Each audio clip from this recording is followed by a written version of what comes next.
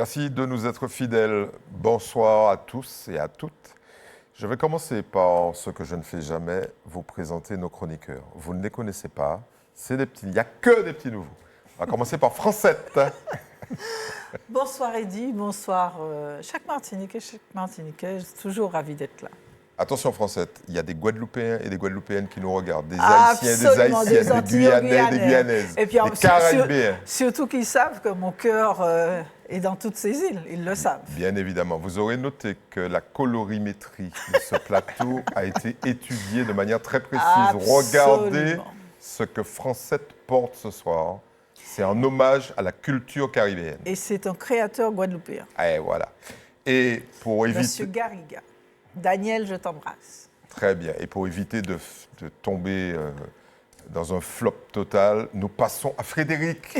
Regardez-moi ça. Si c'est pas beau, ce petit vêtement magnifique.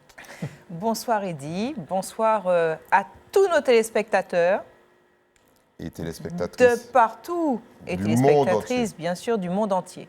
Et ravi d'être avec mes amis chroniqueurs. Très bien. Pour vous donner la réplique, un petit jeune qui revient inlassablement, José Anelka. Vous allez avoir des problèmes, Eddy, parce que les gens disent que vous me maltraitez. Eh bien, ce soir, ça va être particulièrement sanglant. Bonsoir aux auditrices et aux auditeurs de la TV et ceux du monde entier. Très bien. Et on salue en particulier les dames de plus de 80 ans qui vous assaillent dans les hypermarchés. C'est ça, Voilà. c'est Très ça. bien. Oui. Et on a gardé le meilleur pour la fin, celui qui tremble chaque fois qu'on parle de colorimétrie, Emmanuel de Rénal. Il est mort de rire. Bonsoir Eddy. Et bonsoir à toutes celles et ceux qui nous écoutent ce soir. Très bien. Eh bien, merci de votre fidélité. Merci d'être venu ce soir parce que les sujets sont particulièrement sévères.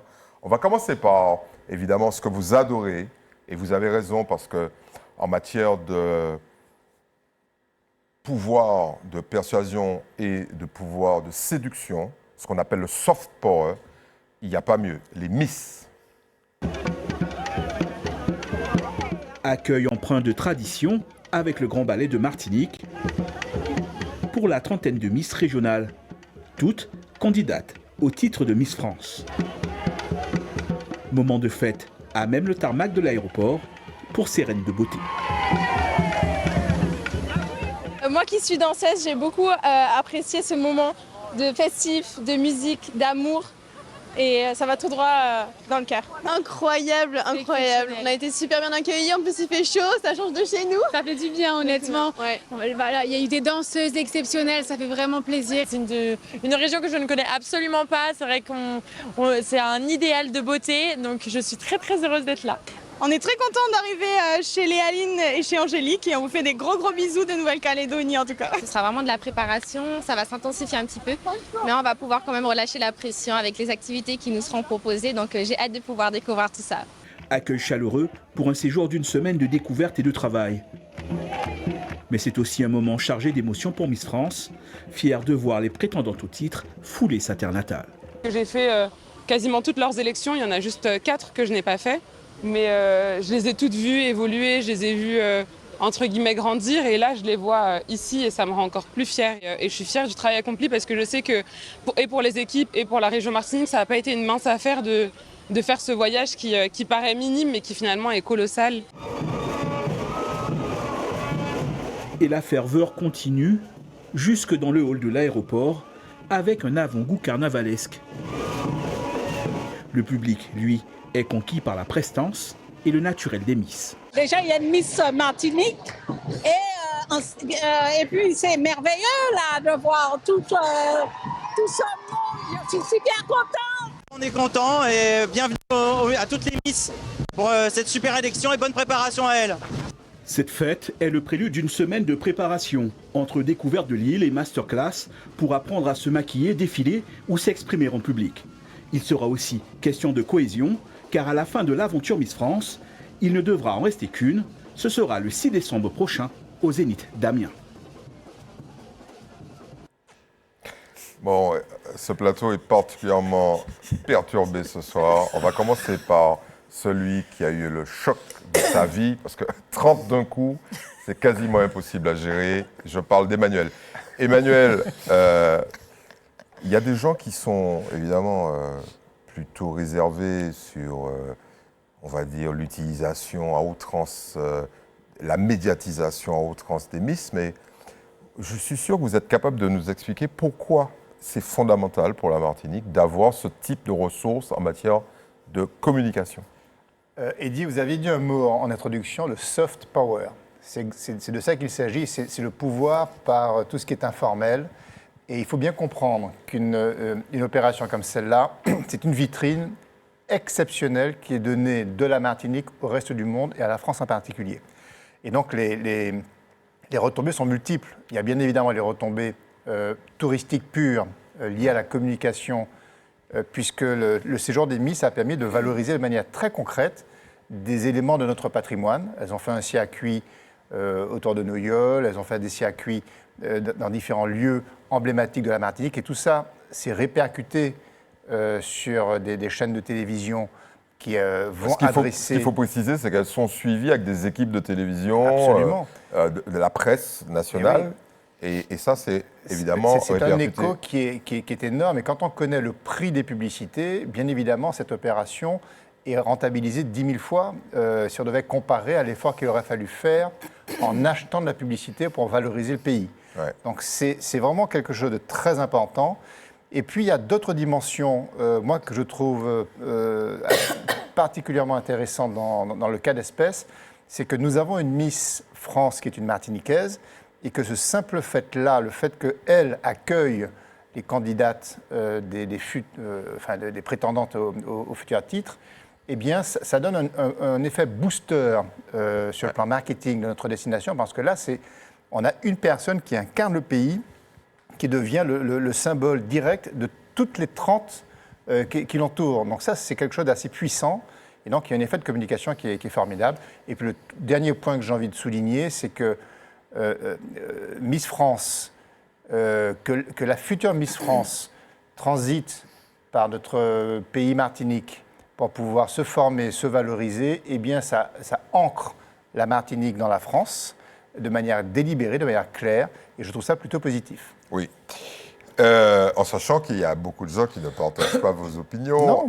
Il y en a un en particulier qui a une vision légèrement différente et pleine d'humour, c'est José Anelka. José, si vous deviez reprendre tout ça, on va dire remanager tout ça, parce que vous avez fait beaucoup d'événementiels, quels sont les points négatifs que vous auriez corrigés? Il semblerait que cette demoiselle a été plutôt, j'allais dire, dissipée. Est-ce que c'est vrai? Enfin, on veut toujours vouloir que des jeunes gens qui ont 20 ans soient toujours exemplaires et n'aient pas à vivre leur époque et leur jeune âge.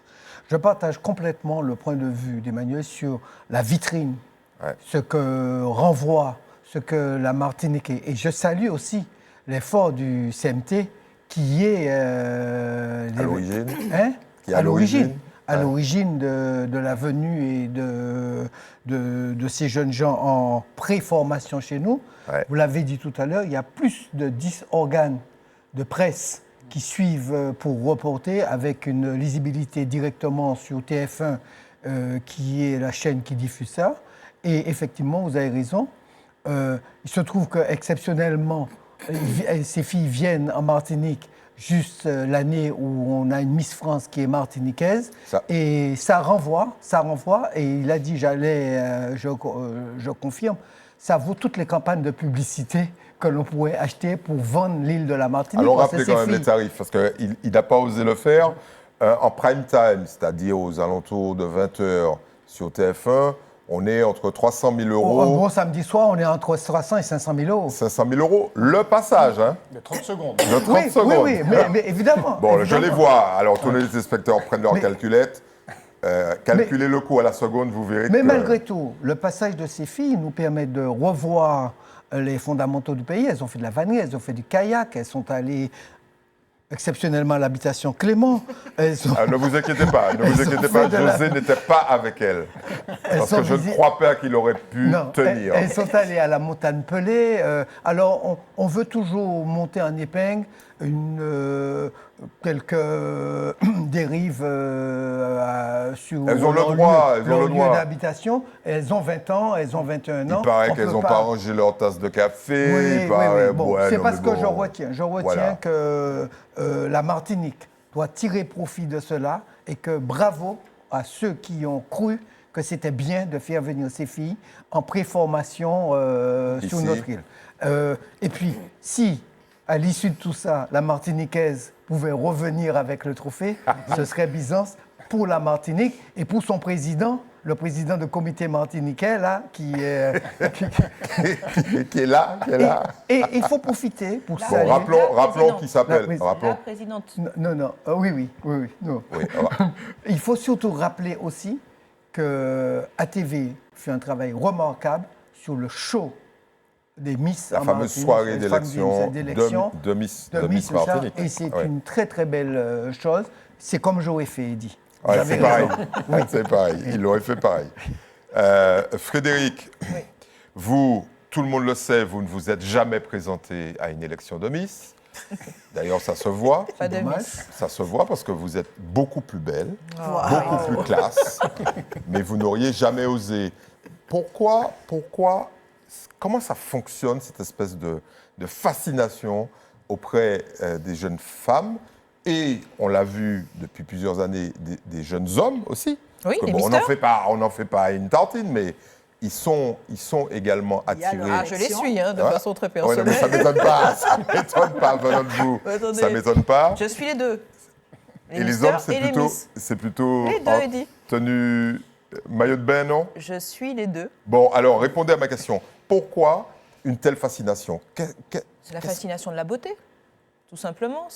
Déjà, il y a la fascination de la beauté, des belles femmes, des beaux hommes. Donc c'est purement narcissique, en fait. La fascination, j'arrive, Eddy. La fascination de la jeunesse aussi.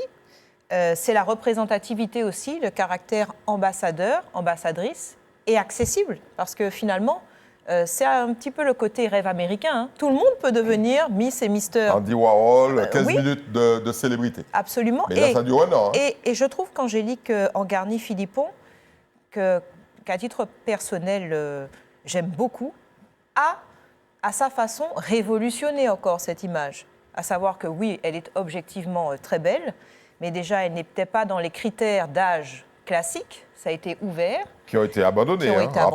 Ça a été ouvert. Voilà, elle a la trentaine. Et elle s'était déjà présentée. Oui, c'est vrai. D'accord ? Donc, en plus, il y a le côté je ne reste pas sur mon échec et je finis par réussir. Elle a une façon de s'exprimer. Quand je l'ai entendue pour la première fois, je me suis dit, mais c'est l'ambassadrice dont nous avions besoin. Ça nous a fait du bien. Rappelez-vous, on n'était pas nécessairement dans des conjonctures très agréables. Et puis, on voit ce rayon de soleil qui s'exprime. Allons lancer un petit message qui change l'image classique de la Miss. Il faut qu'on utilise son talent. Voilà, après. Sur ce sujet-là, le CMT, j'ai la dent dure sur les politiques, mais là, le CMT n'est pas critiquable. Vraiment, c'était super. Il faut le dire. Retombée presse qui va se prolonger jusqu'à la soirée de TF1, entre CNews, le Journal des Femmes, RTL, Femmes Actuelles, Richesse Caraïbes, enfin, on liste, non, vraiment, quand c'est bien... Quasiment tous les médias. Non, quand c'est bien, il faut le dire, avec des millions de lecteurs mensuels. Même l'humanité, vous vous rendez compte, l'humanité, 7 et 10 millions de téléspectateurs, donc non, quand c'est... Bon, bien évidemment, et ça, c'est pas le CMT, c'est en général, moi j'aime bien les chiffres. Il nous faut des retombées médiatiques, il nous faut des chiffres à un moment. Mais bon, en tout cas, c'était super. Des mauvaises langues critiques, des petits détails, mais c'est ça, c'est la rançon du succès. Quand on vous critique, c'est que vous avez été d'une certaine façon très bon. Allons donner un petit coup aux politiques quand même. Parce que non, franchement, sur ça... Mais non, mais quand les associations, parce que derrière, il y a une association, entre autres, viennent dire, bon, aidez-nous pour que... on puisse réaliser ça, on ne sent pas d'enthousiasme particulier. Moi, j'ai suivi ce dossier. Il n'y a pas d'enthousiasme des politiques pour dire deux choses. Alors, les Miss, mais surtout l'ensemble des ballets, par exemple. Les ballets, ils ont laissé tomber depuis longtemps, je veux dire. C'est vrai, Eddy, mais c'était une première fois. Il y avait un engouement. Alors, là, vous ne parlez pas du CMT, vous parlez des politiques en général. Je parle. Mais ça, c'est normal. Non, mais ça, c'est. Mais pourquoi parce que en termes de vision, en termes de stratégie, et on pourra parler même de stratégie du tourisme, mais on n'est pas là pour ça. Mais il n'y a pas de cap et de vision pour le moment, je trouve, à ce sujet en Martinique. Pour le moment, il faut rester positif. Ça dure depuis 60 ans. Alors, Francette, vous qui avez tâté de la politique, alors je rappelle que Francette a tenté de bousculer un peu le Landerneau. Ça n'a pas du tout fonctionné. Pas à cause d'elle, hein, à cause de ces messieurs. Alors, Francette, on ne peut pas être tout le temps d'accord avec des stratégies de soft power, comme nous l'a expliqué Emmanuel. Mais sur le plan économique, vous êtes là parfaitement d'accord avec tout ce qui vient d'être dit, ou alors vous avez un petit bémol? Non, je n'ai pas de bémol. En plus, j'ai trouvé qu'elle ramenait de la joie. Et c'est plutôt morose chez nous en ce moment. Ça manque un petit peu de... Et on voit de la fraîcheur arriver. Elles ont bien dansé sur le tarmac, on les a accueillis après. Les gens étaient là. Il se trouve que je passais, effectivement, j'ai senti ce jour-là, j'ai senti l'effervescence. Non, moi, ne serait-ce que pour ça, cette joie qui a été amenée, je me dis merci d'être là, quoi. Vous pensez que ça nous fait du bien? Oui, parce qu'on est dans un moment de morosité. Enfin, je ne sais pas si vous vivez sur la même planète que nous, mais les choses n'ont pas... Le samedi soir, il y a quand même. Le samedi soir, il y a des petits chants de Noël ces temps-ci qui ne sont pas mauvais. Attendez, vous me faites saluer tout à l'heure la Martinique, la Guadeloupe et la Guyane avec beaucoup de plaisir. Je sors de la Guadeloupe, eh bien, il y a un truc, quoi.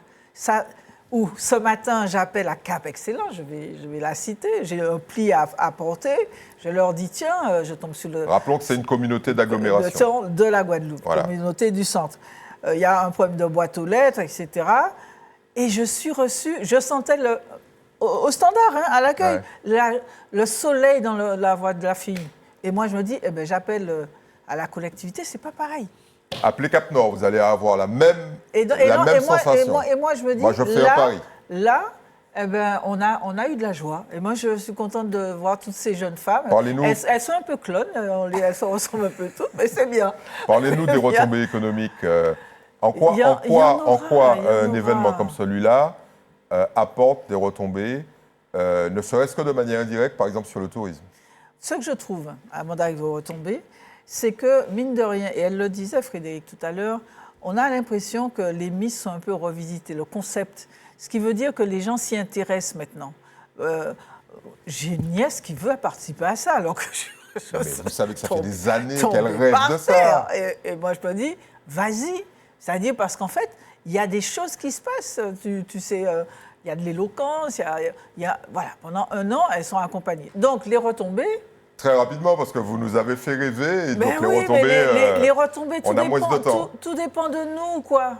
Parce que, par exemple, on voit ça, les gens, surtout les médias, cités par Frédéric, les gens ont envie de venir voir, surtout cette jeune femme qui a dit cette phrase incroyable, on est dans la beauté. Attendez... Tout le monde voudra voir la beauté, mais si en arrivant dans la beauté, on n'est pas bien reçu, c'est sale, etc., c'est là qu'il faut qu'on puisse délivrer. De toute façon, il y a quelque chose qui nous joue à fond pour nous, c'est le temps. Je parlais de la météo. Il fera moins 7 ce week-end du côté de Paris, donc ils viendront. Même s'il pleut, il fait chaud.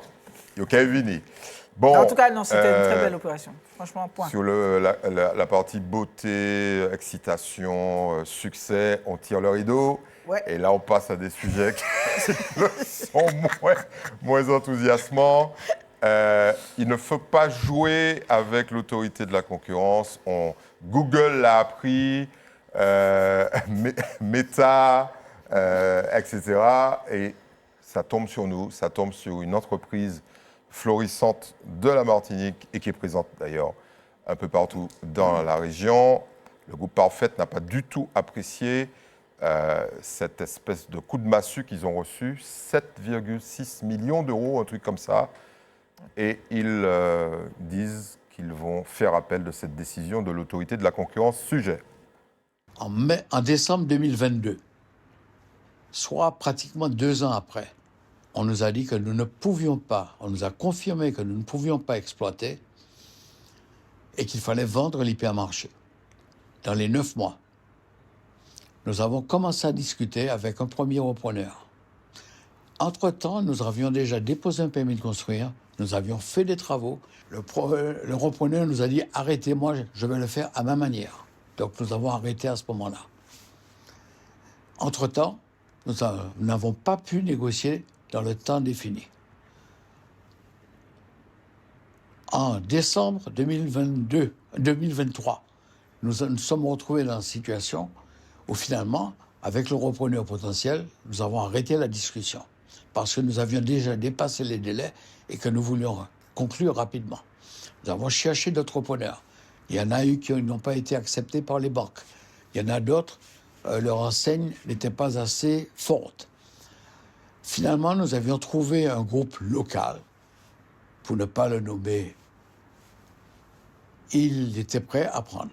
Puis sont survenus les événements de septembre. Le repreneur nous a dit, dans cette situation, il ne voulait pas.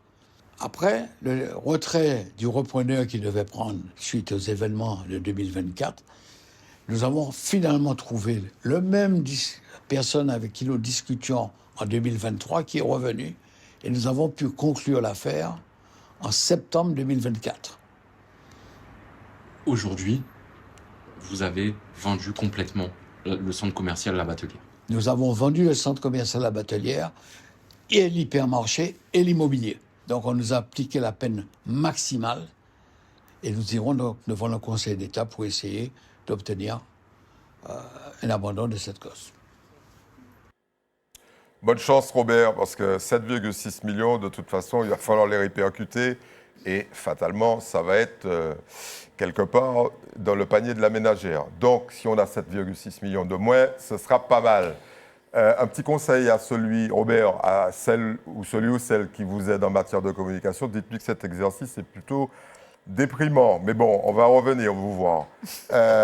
Frédéric, vous refaites le contexte là, parce que rapidement, je le fais, oui. Il n'est pas certain que les gens aient compris de quoi il s'agit. Je pense que c'est nécessaire. Faites la journaliste. Très bien. Alors, lors de l'examen du rachat de l'hypermarché, anciennement sous enseigne du géant Casino et du centre commercial. Ça se passe, on est à Shellshare en Martinique. Absolument, à La Batelière par le groupe Parfaite, l'autorité a constaté que l'opération était de nature à porter atteinte à la concurrence sur les marchés de la distribution. Pour une raison simple, c'est qu'à quelques centaines de mètres de l'hypermarché de La Batelière, il y a un hypermarché Leclerc qui appartient au même groupe. Exactement, donc à dominante, comme vous le dites, alimentaire dans le secteur de la plaine foyalaise. Afin de remédier aux effets anticoncurrentiels de l'opération, le groupe Parfaite s'était notamment engagé à céder avant le 22 septembre 2023 le fonds de commerce de l'hypermarché. C'est la base de l'histoire. Je cite les propos de l'autorité de la concurrence. On peut l'interpréter autrement. José commence à s'exciter. Je cite les propos de l'autorité de la concurrence. Il va revenir dessus. Oui. Ce qu'on veut entendre, c'est votre opinion, votre analyse et votre opinion sur le fait que l'autorité de la concurrence est frappée d'une amende pour le marché relativement exorbitante. Oui, parce que je ne vais pas rentrer dans les petits débats et les petits détails, puisque nous sommes dans le courant d'une procédure. Oui. Alors, il y aura bien sûr les arguments pour, les arguments contre, l'autorité de la concurrence et justification de M. Parfaite. Là, j'ai envie de parler plutôt du caractère exceptionnel de cette décision, parce que on a quand même une sanction prononcée.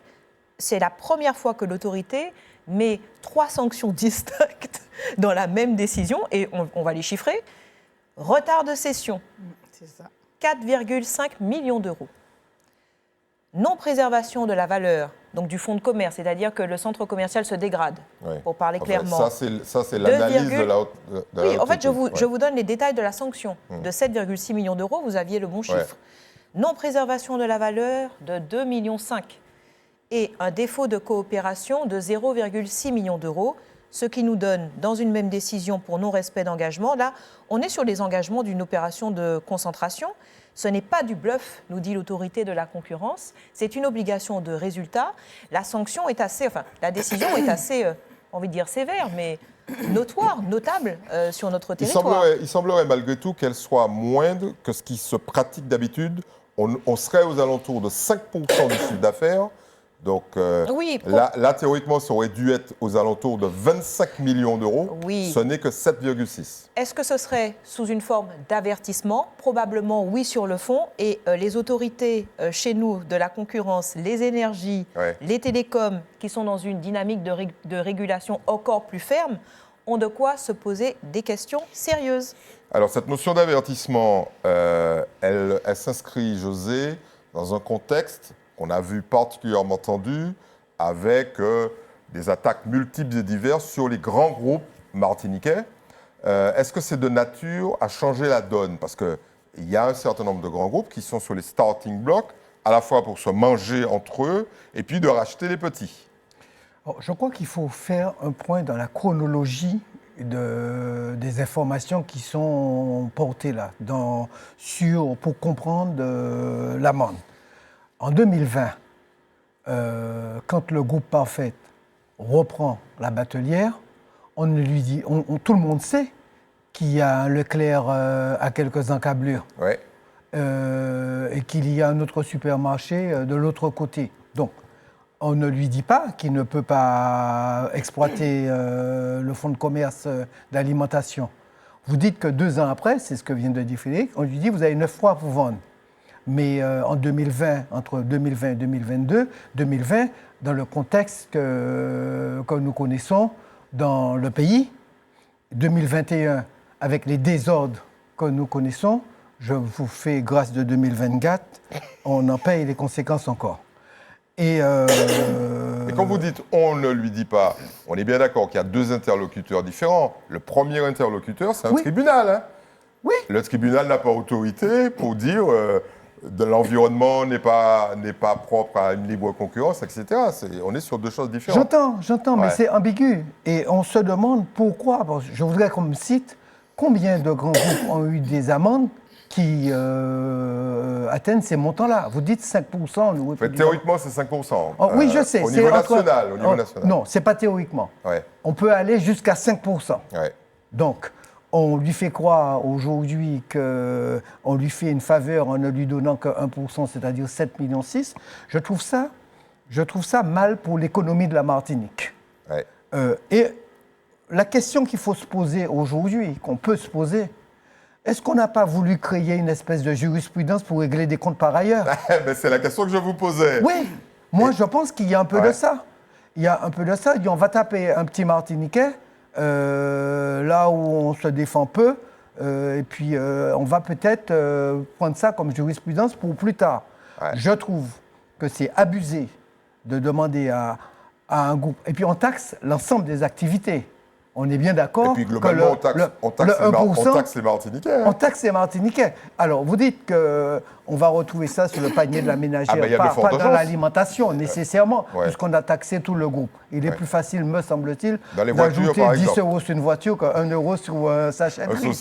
Un saucisson. Mais je trouve qu'on a tapé très fort. On veut faire mal à un entrepreneur martiniquais, là où il n'y aurait pas lieu de le faire. Très bien. Alors, allons vérifier si la spécialiste de l'économie présente sur ce plateau partage votre opinion. Est-ce que c'est un coup sous la ceinture? Vous savez, dans le commerce, les gens connaissent les règles et puis jouent avec les règles. L'autorité de la concurrence n'a pas été très active chez nous pendant des décennies. Il y a des choses qu'on a vues à des moments divers qui auraient dû être sanctionnées. Vous parlez de quoi, par exemple? Des changements d'enseignes, des enseignes qui sont trop près les unes des autres, etc., qui entraînent des fermetures. Bref, il y avait des choses d'Océanis qui n'étaient pas orthodoxes. Avec Euromarché et Carrefour. Mais François, il faut dire les choses. C'était pas orthodoxe. Donc, ce qui a d'ailleurs provoqué que Il y a un petit centre tout à côté qui avait un carrefour. Le carrefour a fermé, c'est devenu Caraïbes Price. Oui, il y avait un mardi marché à l'époque, le centre Créolis. Non, Créolis, non, Ouais. mais c'était pas Mali Marché. Bref, c'est pas ça l'idée. Enfin, c'est pas ça l'important. Moi, je trouve que là, l'autorité de la concurrence, dans un contexte vie chère, etc., a voulu réaffirmer son autorité parce qu'elle avait été critiquée. Ouais. C'est clair. Et Pendant les événements, comme on le dit, son absence avait été remarquée. Absolument. Là, Robert Parfait, qui est un monsieur extrêmement respectable, il a eu une injonction de vendre. Il a, pour des raisons XY, il a un peu tardé.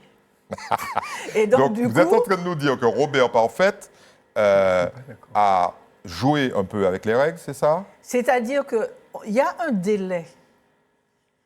Tu ne respectes pas le délai et tu prends un risque.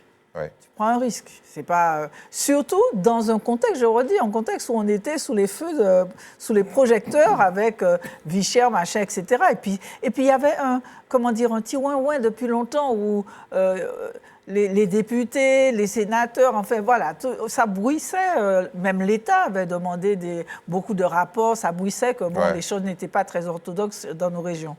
Là, effectivement, il avait différents acheteurs qui se sont dédiés. Il y a un autre qui s'est présenté, qui a dit non à cause de 2024.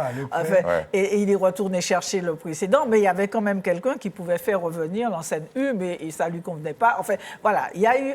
Un micmac. Non, c'est pas un micmac. Est-ce que Robert Parfait ne paye pas pour tout le monde? Mais moi, je pense que quelque part, je redis, l'autorité de la concurrence a voulu marquer le coup et dire que non, à un moment, ça suffit. Et ça permet aussi à l'autorité de redorer son blason. D'ailleurs, dans la loi sur la vie chère, désormais, l'autorité de la concurrence va se pencher autrement que comme si on était des continents sur ce qui se passe outre-mer. C'est-à-dire que les concentrations, tout ça, il y aura une commission particulière qui se tiendra désormais, et il y aura un représentant qui aura de la connaissance de ce qui se passe outre-mer, parce qu'effectivement, on a appliqué sur des îles ou des territoires contraints des problématiques continentales. Ce qui se fait à longueur de journée. C'est pour ça que là, c'est pour ça que je me dis, il a des conseils, il va monter au Conseil d'État, tout ça, on va lui baisser le truc.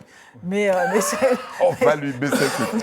Robert Parfait prend le pari que vous allez payer beaucoup moins cher. Oui, parce qu'en fait, il y a des choses qui s'expliquent. Par contre, le dépôt de coopération...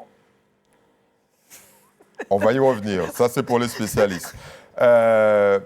Emmanuel, vous qui êtes dans le milieu, parce que vous les connaissez tous, vous les pratiquez tous, vous êtes leurs fournisseurs et conseils, est-ce que là, ce n'est pas un message un petit peu, comme vient de le dire Francette et comme l'avait dit précédemment Frédéric, pour tous les acteurs de la grande distribution, messieurs, mesdames, il va falloir y aller mollo et respecter de manière stricte les règles. Et donner par la même raison à tous les détracteurs de la grande distribution dans nos territoires. C'est un très mauvais signal donné aux opérateurs et à ceux qui entreprennent. Moi, je suis assez critique à l'égard de cette décision, parce qu'on a l'impression... D'abord, quand on doit vendre un fonds de commerce ou une activité, il faut être deux. Oui, il faut un acheteur. Il faut un acheteur. Ouais. Il ne vous a pas échappé que pendant ces 4 ans où il s'est débattu pour trouver un acheteur, il y a eu le Covid, il y a eu les émeutes de 2021, il y a eu la crise vie chère, il y a eu les émeutes de 2024. Voilà le contexte dans lequel on doit chercher un repreneur qui est assez fou pour opérer dans ce secteur qui est attaqué par tout le monde. Et en plus, qui va investir dans un lieu qui est cerné par d'autres hypermarchés. Moi, je trouve qu'il a quand même réussi à vendre au bout de 4 ans, et je lui tiens mon chapeau. Moi, je vois les choses vraiment différemment, parce que on a l'impression que parce qu'il doit vendre en 2 ans ou en 3 ans, il va réussir à le faire. Non, il faut être 2 pour vendre. 9 mois. Donc, il faut être deux pour vendre. Il y avait des acheteurs. Ça n'a pas été le cas. Il ne faut pas pleurer. Non, écoutez, non. Allons essayer de lui laisser... Non. Attendez, Francette. Ce que je veux signaler... Ne pétons pas les règles. Ce que je veux signaler... Il faut les suivre. Ce que cette affaire me raconte, D'abord, elle met le doigt sur un défaut d'attractivité terrible sur le plan économique de notre petit territoire. Ce territoire n'est pas attractif pour les investisseurs, je suis désolé. C'est compliqué de vouloir opérer dans ces marchés-là. On a dit tout et n'importe quoi sur la rentabilité des acteurs économiques. Les chiffres sont sortis aujourd'hui, on voit très bien que la rentabilité n'est pas du tout celle qui a été répandue dans les médias. Et donc, la vérité, c'est que réussir à se débattre dans un environnement d'hostilité, c'est pas facile. Et Robert Parfait s'est battu comme il a pu. Il a tenu ses emplois. Les 73 salariés sont recyclés, ont tous été maintenus jusqu'à aujourd'hui, au bout de 4 ans. Et franchement, je trouve que c'est d'une sévérité absolue. Peut-être méritait-il une sanction. Ça, c'est le juridique qui doit décider. Mais l'ampleur de la sanction, pour moi, relève non pas de la justice, mais relève d'un signal politique contre ceux qui entreprennent. Et moi, je vis très mal, de ce point de vue-là, cette décision. Très bien. Alors, attendez. On va éviter de faire des comparaisons, mais si on était au national, cette amende serait largement insupportable par tête d'habitant. On ne va pas rentrer dans les détails parce que les gens, ils veulent qu'on passe évidemment à la 3e mi-temps de cette partie que nous sommes en train de jouer, avec là un sujet qui fait évidemment la une de l'actualité, parce que c'est extrêmement rare qu'à la fois un ancien directeur général des services d'une ville, un maire d'une ville, un premier adjoint d'une ville et un président de conseil exécutif d'une collectivité soient tous en même temps sur les bancs devant des juges. Sujet sur cette fameuse affaire de retraite de Serge Letchimy. En ce premier jour d'audience devant le tribunal correctionnel de Paris, Serge Letchimy a été entendu près de 1h30 à la barre. Initialement invité pour s'exprimer sur son parcours, il a voulu très vite s'exprimer et donner sa version des faits. « Je n'ai jamais fait de politique pour de l'argent, je ne me suis même pas enrichi, bien au contraire, dira-t-il. À aucun moment, ma probité n'a été remise en cause dans toute ma carrière. J'ai toujours été dans la transparence. Cette affaire m'affecte personnellement. » C'est un Serge Letchimy quelque peu piqué au vif, mais calme, qui s'est exprimé. La justice lui reproche d'avoir réintégré la mairie de Fort-de-France en tant qu'ingénieur territorial et d'avoir sollicité un départ à la retraite entre janvier et mars 2016, alors qu'il était encore député. Pour cela, il aurait reçu une pension d'un montant total approchant les 98 000 euros. Le parquet national financier indique que ce cadre était incompatible avec ses fonctions de parlementaire. La ville était à l'époque accompagnée par la Cour régionale des comptes, qui avait d'ailleurs donné 2 avis défavorables au mandat émis pour une retraite de Serge Letchimy dans ces conditions. C'est aussi pour ça qu'Yvon Paquit, ancien premier adjoint, Max Bunot, ex-directeur général des services, et Didier Laguerre, maire depuis 2014, comparaissent également. Le conseil de ce dernier a déposé en ouverture d'audience une question prioritaire de constitutionnalité, une contestation d'une loi en vigueur écartée par le tribunal après une suspension de 30 minutes. Les 3 élus et le cadre administratif retrouveront la salle d'audience du tribunal de Paris mercredi en milieu de journée. Alors, pour ceux qui n'étaient pas là à la plage ou ailleurs, on va demander à Emmanuel de Rênal de nous rappeler un peu les faits, avec quand même une question à la clé. J'ai tendance à vouloir faire le parallèle avec l'autorité de la concurrence. Est-ce que la justice, de manière générale, a décidé de siffler la fin de la récréation? Parce que ce procès, on n'est pas là pour commenter, tout simplement parce qu'il n'y a rien à commenter. Il n'y a pas de délibéré pour l'instant. Ce sera dans plusieurs mois. La fin de la récréation à travers toutes ces affaires qui remontent. Parce que là, dans quelques semaines, il y a l'affaire de la SODEM, il y a eu l'affaire Caquin, dans quelques mois, il y a l'affaire Madivial, il y a l'affaire SMTVD, etc. Donc, les gens se demandent ce qui se passe. Oui, c'est assez triste en vérité parce que ces affaires qui se multiplient jettent le discrédit sur le monde des élus. Et il ne faudra pas non plus tomber dans le piège démagogique de considérer que les élus sont tous pourris. Moi, ça m'inquiète que cette image, finalement, sorte de cette séquence. Ce sont des gens qui font ce qu'ils peuvent dans des contextes parfois difficiles, qui sont confrontés à des règles complexes. Mais c'est vrai qu'aujourd'hui, la justice, manifestement, est d'une plus grande sévérité qu'avant. Il y a les rapports des différents organismes qui mesurent maintenant les actions des uns et des autres. Et donc, on est tous sur la sellette. Et de ce point de vue-là, c'est une bonne chose de pouvoir évoluer dans un pays où on est sous contrôle. L'état de droit. Oui. Françoise explose de rire et elle a failli dire enfin. Concernant ce dossier, bien évidemment, à l'heure où on parle, la présomption d'innocence prime et donc Didier Laguerre, Serge Letchimy, Yvan Paquit sont aujourd'hui innocents, en tout cas présumés innocents. Donc il faut quand même bien rappeler ça. Chacun des arguments, et je pense que les arguments techniques sur l'affaire de la retraite sont assez précis et pourraient performer favorablement pour eux, même s'il reste, on va dire, un malaise moral. C'est plutôt ça, moi, qui m'intéresse, un malaise moral, parce que vous avez évoqué toute une série d'affaires où on sent bien qu'il y a des collusions entre des gens qui s'investissent pour l'intérêt général et avec pour dire les choses simplement, des enrichissements personnels qui se développent à côté. Là, en donc, il y a des l'occurrence, suspicions d'enrichissement personnel. Là, en l'occurrence, c'est assez peu évoqué. Hein. Mais moi, derrière ça, vous êtes de ceux qui dénonçaient avec beaucoup de verve tous ces dérapages, et notamment les corruptions qui peuvent exister à droite et à gauche. Et je crois qu'il y a quelque chose qui est important de rappeler, c'est qu'il y a une espèce d'endogamie politique où les personnels restent très longtemps dans leur sphère. Je rappelle que la mairie de Fort-de-France, si je parle d'Aimé Césaire 1945, qui prolonge, on va dire, jusqu'au PPM aujourd'hui, c'est en gros 80 ans de pensée politique commune. Je ne dis pas que c'est critiquable, mais je constate que quand on évolue avec une telle durée dans un seul champ politique, eh bien le risque, c'est de déclencher des comportements qui aboutissent à des dérives critiquables.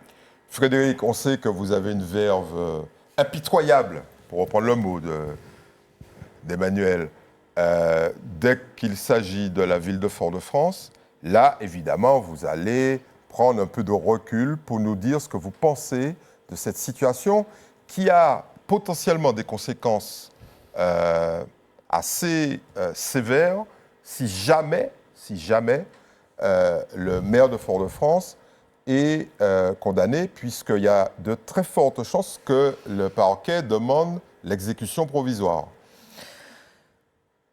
Absolument. Et c'est pour ça que le cas Sarkozy a fait grand bruit et a fait très peur aux hommes politiques. Bon, je rappelle simplement que même si la présomption d'innocence existe, on parle tout de même aujourd'hui, de façon factuelle, bien sûr débattue, de détournement de fonds publics, de recel de fonds publics, de violation de non-cumul des mandats et de manquement à la légalité budgétaire. Donc ce que je veux dire par là, ce n'est pas faire un réquisitoire, c'est de vraiment dire qu'il y a peut-être des chances d'un degré de gravité tel que nous nous retrouvions devant cette décision exécutoire. C'est une possibilité. Bon. Surtout que les juges ont l'air un peu tendus, parce que ce matin, ils ont balayé de revers de main la fameuse question absolument, de il dit, ça fait plusieurs mois, on va dire une année, mais vraiment plusieurs mois que l'on ressent le souffle de l'État français, vraiment très présent, bon, sous plusieurs aspects. Qu'est-ce que ça peut déclencher? Bien évidemment, l'inéligibilité du maire de Fort-de-France, et pas que. Également du président du Conseil exécutif. Et d'Yvan Paquit. Rappelons qu'il est élu. Rappelons qu'il est élu à la mairie de Fort-de-France. Donc il y a une vacance du pouvoir qui va rebattre nécessairement, si elle a lieu, les cartes des candidatures et du bon déroulement des municipales. Puisque, vous le savez bien, il y a ce qu'on appelle, lors d'une élection municipale, la prime au sortant. Ouais. C'est-à-dire que c'est le maire qui est en place, et il est en place depuis 2 mandats, qui est favorable à l'élection. Donc, ça ne marche pas tout le temps. Hein. Ça ne marche pas tout le temps, mais c'est une règle que l'on peut vérifier. Donc, quelles sont les implications ? En plus, si la décision est exécutoire, quelle qu'elle soit, les choses vont être rebattues. Il y aura des challengers qui vont se réveiller à la mairie de Fort-de-France. Ce qui s'annonce aujourd'hui, Pardon ? Ce qui s'annonce aujourd'hui... Non, mais José fait l'émission avec moi. Non, mais il bout de patience, il bout de patience. À mon avis, il va se lâcher. Alors, allons faire une petite précision quand même. Le délibéré, s'il intervient au maximum dans les 4 mois. Absolument. Et il y a de fortes chances qu'il puisse être prononcé avant l'élection. Exact. Et bon, si les juges s'arrangent, il sera prononcé juste après le 2e tour, c'est-à-dire le 22 mars 2026. Exact. Et je conclurai en disant qu'au-delà de l'électoralisme, il y a également un parti dont tu parles, le PPM, qui est quand même un parti qui n'a pas nécessairement vécu d'alternance depuis 70 ans, c'est ça ? 80 ans, qui va vivre une révolution. Parce que, quelle que soit la décision, aujourd'hui, les qualifications juridiques que j'ai nommées et les éléments du dossier, quelle que soit la décision, ça va nécessairement impacter en termes de notoriété, d'image politique. Merci Frédéric. On ne peut pas le retenir. Il a vraiment envie de donner son opinion, mais je vais le frustrer un peu en passant la parole à Francette. Francette, tout ça est quand même pas trop sympa. Frédéric vient de le dire, sur l'image des hommes politiques. Vous qui avez essayé de rentrer dans l'arène et qui êtes vite sorti, ça vous conforte, parce que je vous ai déjà entendu parler de nos élus, ça vous conforte ou vous dites non, c'est un accident, c'est pas fondamental? Alors je vais rebondir sur quelques paroles de mon cher voisin. On est tous sur la sellette? Non. Quelques personnes sont sur la sellette parce qu'elles ont mis leurs doigts dans le pot de confiture. Nous sommes tous surveillés? Non. Il y a quelques personnes qui ont décidé d'aller en politique, de s'occuper du bien commun, donc de gérer des fonds publics et qui n'ont pas fait ça avec orthodoxie. Donc pour moi, c'est... En fait, les chiffres sont quand même relativement éloquents. L'agence française anticorruption met le doigt sur les élus d'outre-mer. Oui, exactement. Et en Martinique, là, pour l'instant, il y a 10 maires. 10 sur 34, c'est quand même pas mal. À La Réunion, il y a 24 maires qui ont été mis en examen. Bien... À Mayotte, il y en a 6. Il y a un problème. Non, mais c'est bien pour ça qu'on est... tu disais tout à l'heure qu'on siffle la fin de la partie. Bon. Ouais, c'est la fin d'un cycle. Pendant un cycle assez long, il y a des gens qui se sont lancés, qui ont utilisé l'argent public comme leur porte-monnaie. Donc ça se retrouve dans les organismes satellites. Posons-nous la question sur Odyssey. Qu'est-ce qui se passe à Odyssey? Odyssey, il me semble que la même personne se retrouve au tribunal aujourd'hui. Vous parlez de l'ex-président. De l'ex-président. Donc il y a comme Odyssey ça... Odyssey a subtilisé, semble-t-il, entre guillemets, le président actuel le dit, 22 millions d'euros qui étaient destinés à l'ODE. Alors, on attend les explications, mais effectivement, il y a un problème. Donc, ce qui veut dire qu'il faut qu'on revienne à des choses plus raisonnables. Je ne dis pas... Je dis raisonnables, quoi. Donc, pas légal, vous ne dites pas légal. Exactement. Et pour moi, le fait que cette affaire soit dépaysée, aussi, c'est un signe. Ouais. Pourquoi les affaires ne sortent pas chez nous? Pourquoi elles ne sont pas jugées chez nous? Là, ça commence à venir. Donc, c'est pour ça que je dis, on est en train de nettoyer les écuries d'OGS et c'est bien. Donc, je suis complètement contente qu'effectivement, il y a un certain nombre d'affaires qu'on renvoie comme par hasard après les élections, mais elles vont sortir. Francette fait explicitement référence à l'affaire Madivial, qu'elle attend avec impatience. Messieurs les juges, il est temps que cette affaire paraisse. Et dis, toi-même, tu viens de dire que avec les délais machin, ça risque de tomber après les élections. Ouais. Donc, attends, après les élections, espérons que les choses seront enfin mises à plat. De toute façon, s'il y a exécution provisoire avant ou après les élections, il y aura des conséquences. Non, mais attendez... Alors, on va passer... Francette, on se calme, ça va venir. Il y en a un qui est ultra blasé sur ça parce qu'il sait, parce qu'il a été très proche de tous ces hommes politiques, il sait comment ça fonctionne. José, comment des gens aussi affûtés peuvent se laisser prendre? Alors, il n'est pas du tout indiqué qu'il soit coupable. C'est clair là-dessus, on l'a rappelé. Mais arriver devant un tribunal, il y a quand même des moyens d'éviter ça. D'abord, il n'y a aucune excitation. Voyez-le bien.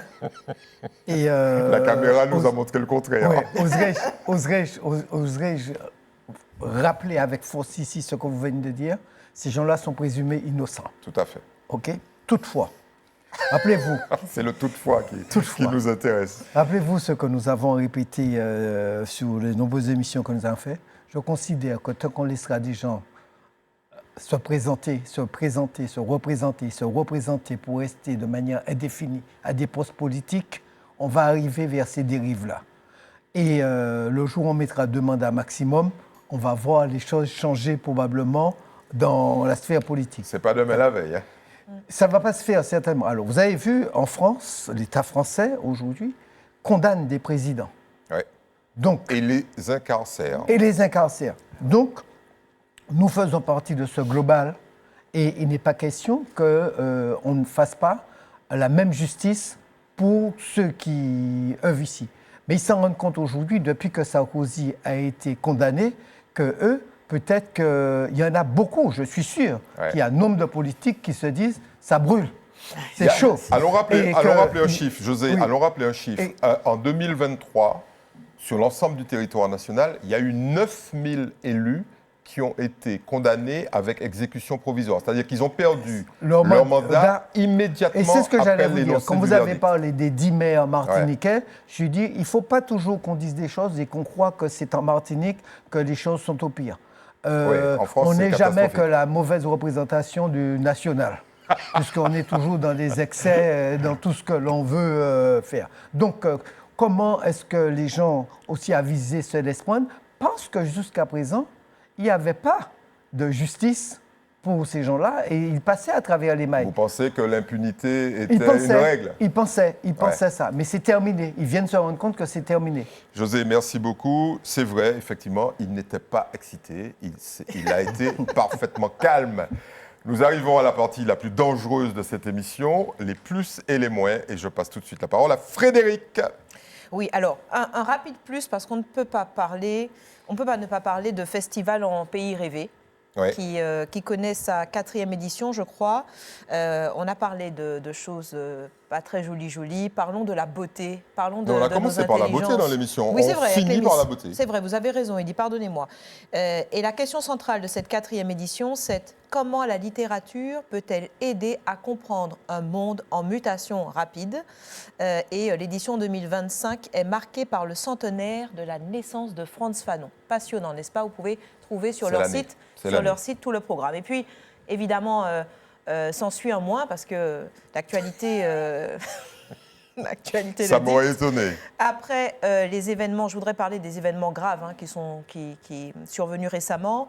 L'agression aux Fablicheuses de Sainte-Luce, le guet-apens au stade de Dillon et d'autres faits violents qui semblent être un petit peu invisibilisés, je trouve.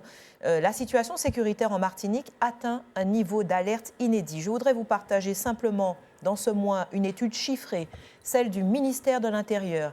21,7% des habitants des départements d'outre-mer, dont la Martinique, déclarent n'avoir jamais vu de patrouille dans leur quartier, contre 14,6% en moyenne nationale. C'est très important de le dire. L'enquête montre aussi un sentiment d'insécurité extrêmement élevé aux Antilles.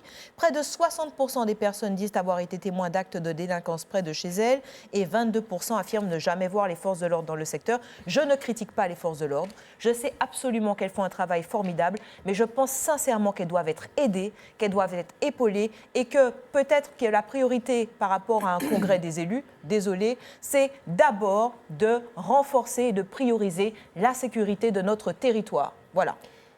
Il fallait le dire, on l'a dit. Emmanuel. Alors, dans la série, nous avons des pépites en Martinique, et notamment dans ma jolie commune du Diamant. Je veux faire un petit coucou à Stéphane Tell, qui est notre pizzaiolo national, qui est à la tête d'une délicieuse pizza qui s'appelle Peacebook, petite publicité entre parenthèses, et qui a remporté récemment le premier prix au Trophée mondial de la pizza 2025 pour la pizza dessert. Et il a eu un deuxième prix, il est vice-champion également pour la pizza Teglia. Alors, ce sont des pizzas avec des pâtes épaisses, cuites directement sur plaque.